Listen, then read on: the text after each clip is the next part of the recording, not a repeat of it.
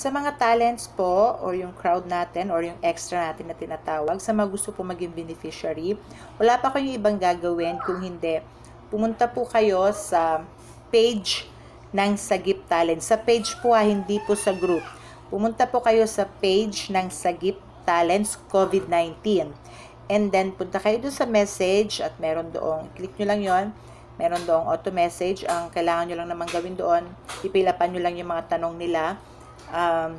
Kailangan namin ng yung name, yung legal name, at saka yung screen name ninyo, age, address.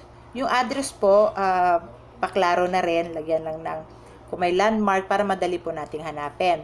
And then contact number, kung status po, kung kayo po ba talents ay solo parent or senior, kasi may mga talents din po tayo mga senior, or kung ano man yun po yung status nyo sa buhay. At kung ilan ang bilang ng pamilya.